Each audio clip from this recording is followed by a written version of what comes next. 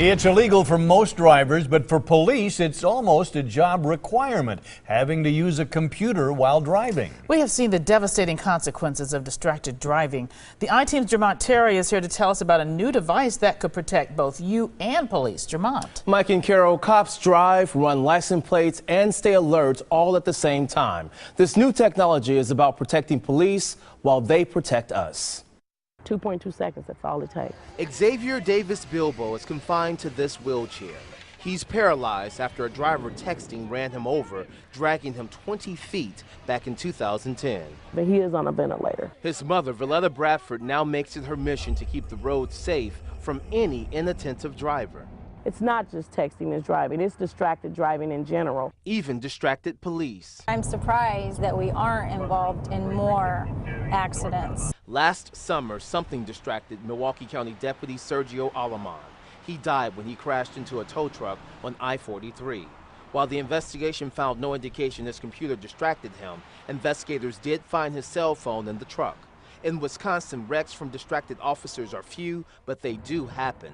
State Patrol investigated less than a dozen squad car crashes in just over a decade. Police administrators are fooling themselves if they think their officers are out in the field and not entering data while their vehicles are moving. That's one of the many reasons Rusty York, Chief of Police in Fort Wayne, Indiana, took action. Realizing that we were having more accidents involving distracted drivers, distracted officers. With help from an Indiana company, Fort Wayne Police Department developed and tested a device called Archangel. When I'm above 15 miles an hour, I cannot engage the computer.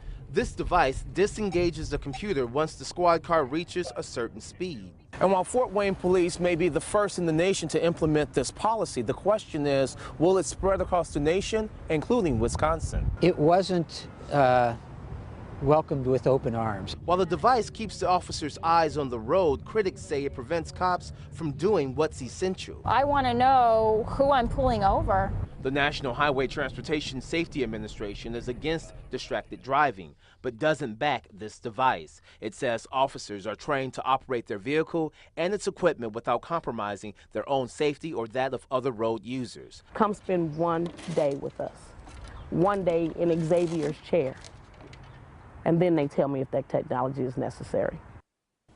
Now, each device runs around $300. Right now, none of the local police departments in our area have plans to install this technology. We want to know what you think about this. Should Wisconsin officers have these devices installed? Just contact us on Facebook. Jermont Terry, today's TMJ4. Back to you, Mike and Carol. Okay, thank you very much, Jermont. And if you see something that just doesn't seem right, we want to know about it. Send your tips to tmj4.com/iteam. You ask, we investigate.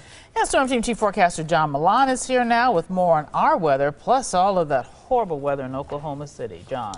I'll tell you, that is just something that